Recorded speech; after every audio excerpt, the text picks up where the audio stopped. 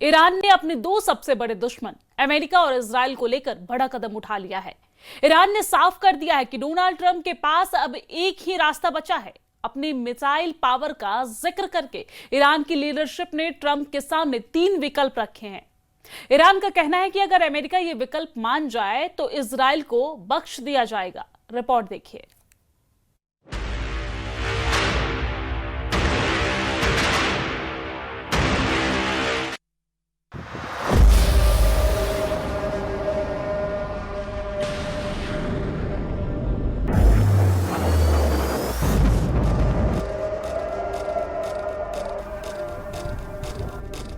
براخن لطفا.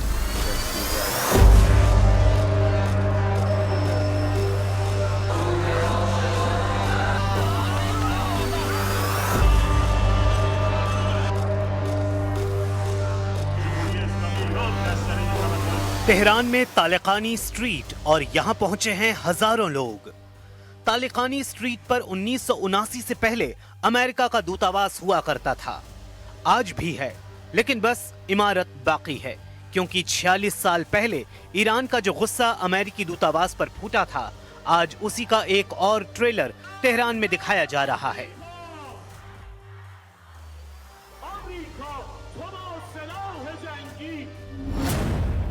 Iran ने बता दिया है कि उसका दुश्मन नंबर 1 कौन है, वो अमेरिका या फिर इजराइल है।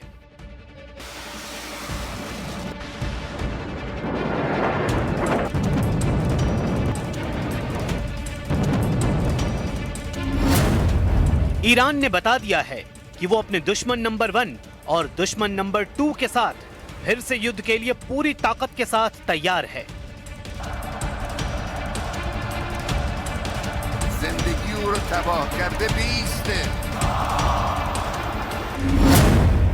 ईरान के सर्वोच्च नेता अली खामेनेई ने कह दिया है कि ईरान झुकेगा नहीं, ईरान डरेगा नहीं और ईरान से अब कोई टकराएगा तो बचेगा नहीं।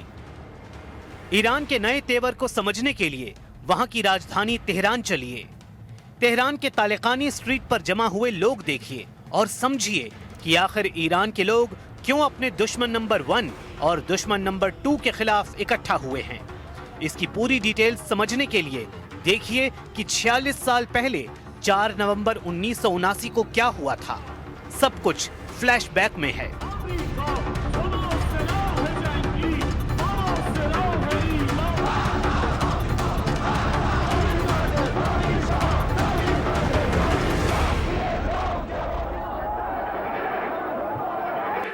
उन्नीस में इस्लामिक क्रांति के बाद ईरान की सत्ता में रुहुल्लाह खुमैनी थे, लेकिन उनके आने से पहले ही ईरान के शाह रजा पहलवी देश छोड़कर अमेरिका भाग चुके थे। ईरान में रेफरेंडम यानी जनमत संग्रह या कहें कि रायशुमारी हुई। 98% लोगों ने कहा कि वो खुमैनी के साथ हैं। इस दौरान पता चला कि शाह अमेरिका भागने के साथ साथ ईरान के अरबों डॉलर की संपत्ति भी अमेरिका ले गए हैं। ईरान में हुई इस्लामिक क्रांति के वक्त 3 महीने के दौरान ये रकम बैंक से निकाली गई थी।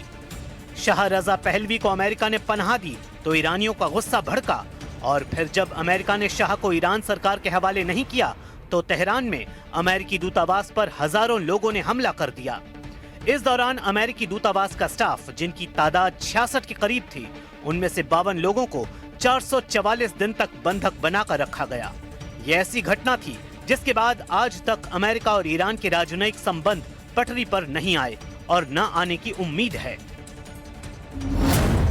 इसकी वजह है ईरान ने अमेरिका को अपना दुश्मन नंबर 1 बता दिया है।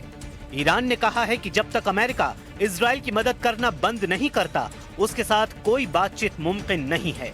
ईरान ने बता दिया है कि वो बिजली पैदा करने के लिए परमाणु कार्यक्रम जारी रखेगा और उसे कोई ताकत रोक नहीं सकती। ईरान ने कह दिया है कि अब अमेरिका को खाड़ी देशों से अपने सैनिक अड्डे खत्म करने पड़ेंगे। यहां से अमेरिका को हटना होगा। अमेरिका ने जून 2025 में ईरान की मिसाइल लॉन्च होते देखी हैं। इजराइल ने ईरान की मिसाइलों से अपने शहरों को उजड़ते हुए देखा है। ईरान की इस ताकत में 8 गुना इजाफा करने की तैयारी अब पुतिन ने कर ली है, क्योंकि पुतिन और खामेनेई के बीच एक डील ने रूस और ईरान के हर दुश्मन को चारों खाने चित्त कर दिया है। इसलिए कहा जा रहा है कि ईरान को पुतिन वाली बड़ी ताकत मिलने जा रही है।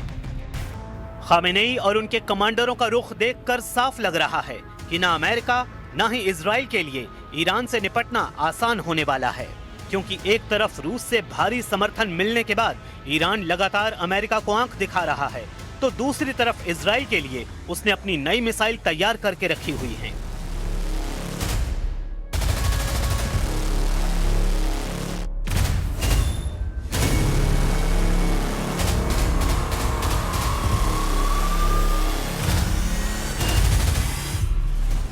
सवाल है कि क्या 2025 के आखिर में युद्ध हुआ तो इजराइल पर फिर फटने जा रही है ईरान की मिसाइल?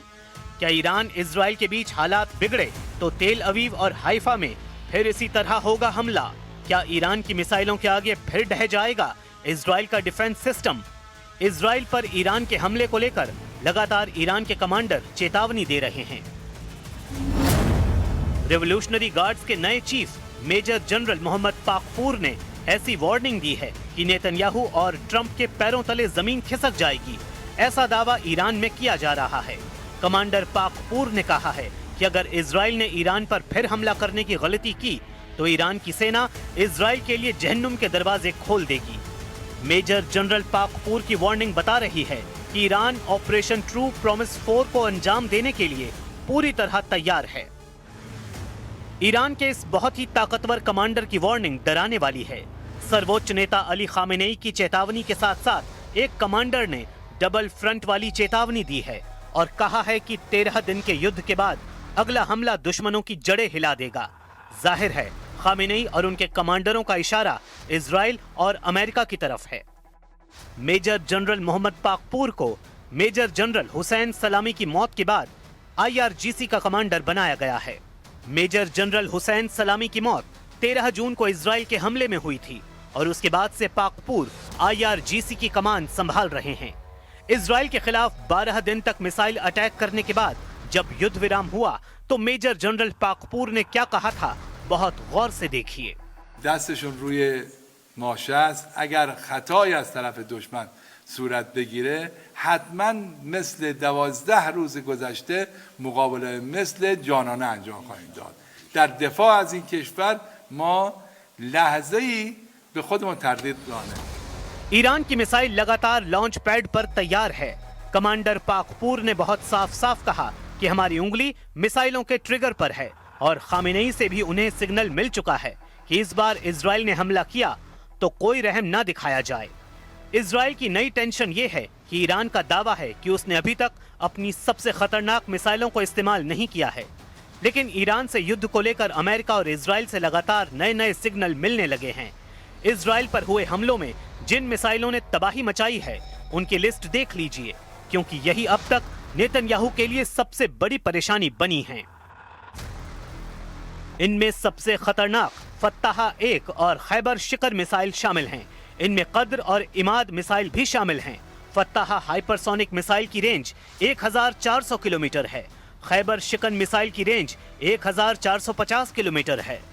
कद्र मिसाइल की रेंज 2000 किलोमीटर तक है और इमाद मिसाइल की रेंज 1700 किलोमीटर है। मिसाइलों को लेकर ईरान की तरफ से ऐसी वार्निंग इसलिए दी जा रही है क्योंकि नेतन्याहू और ट्रंप का रुख ईरान को लेकर काफी सख्त देखा जा रहा है। If you look at the Middle East, I would say prior to us hitting Iran so hard, we could have never made that deal because you would have had a dark cloud over the Middle East when we took out their nuclear capability, which was one of the great military maneuvers of all time. It was flawless. You saw that. Trump और Netanyahu दोनों जानते हैं कि Israel पर Iran की जितनी missile गिरी, ऐसे हर धमाके ने इजराइल के मिसाइल डिफेंस सिस्टम का पुर्जा ढीला कर दिया। तेल अवीव से लेकर हाइफा और अशदोद से लेकर बेन गुरियन हवाई अड्डे तक हर मिसाइल हमले ने नेतन्याहू को ईरान पर नया प्लान बनाने पर मजबूर कर दिया है। यही वजह है कि नेतन्याहू ने ईरान को घेरने के लिए अब नई तिकड़म लगाई है। नेतन्याहू कह चुके हैं कि ईरान के मिसाइल कार्यक्रम पर रोक लगनी चाहिए और उसे 480 किलोमीटर से ज्यादा रेंज की मिसाइल नहीं बनाने दिया जाए। मतलब साफ है कि नेतन्याहू ईरान की उन मिसाइलों से घबरा गए हैं जो 1500 किलोमीटर या उससे ज्यादा रेंज रखती हैं, क्योंकि ईरान और इजराइल की दूरी भी 1500 से 1800 किलोमीटर की रेंज में है। यही वजह है कि नेतन्याहू चाहते हैं कि ईरान के पास 480 किलोमीटर की रेंज वाली मिसाइल हों ताकि वो इजराइल तक न पहुंच पाएं। 13 जून को ईरान पर हमला हुआ था और उसके बाद 12 दिन तक दोनों तरफ से एक दूसरे पर हमले हुए थे। हमले दिन रात हो रहे थे। एक तरफ से फाइटर जेट तो दूसरी तरफ से बैलिस्टिक मिसाइल दागी गईं। एक तरफ नेतन्याहू ने कमान संभाली जिसमें अमेरिका से भी पूरी मदद थी, तो दूसरी तरफ ईरान के सर्वोच्च नेता अली खामेनेई ने मोर्चा संभाला और तमाम मिलिट्री लीडरशिप खत्म होने के बाद फौरन सेना की कमान नए कमांडरों के हाथों में दी और फिर 12 दिनों तक ईरान ने बता दिया कि इजराइल की शुरुआती स्ट्राइक के बाद उसकी मिसाइल पावर बरकरार है। نیروهای مسلح و صنایع نظامی ما آماده داشتن، استفاده کردن، به کار بردن، بازم دارن، لازم باشه در وقت دیگر هم ازش استفاده میکنن। ईरान के तेवर बता रहे हैं कि उसकी मिसाइलें फिर तैयार हैं और ईरान पर फिर से हमला हुआ तो तेल अवीव और हाइफा बुरी तरह दहलेगा। ये वार्निंग ईरान से लगातार आ रही है।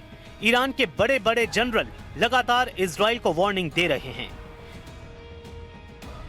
ईरान बार बार ये दावा कर रहा है कि उसने 12 दिन के युद्ध में अब तक अपनी पूरी ताकत का इस्तेमाल नहीं किया है और न ही अपनी नौसेना और IRGC की कुद्स फोर्स को तैनात किया है।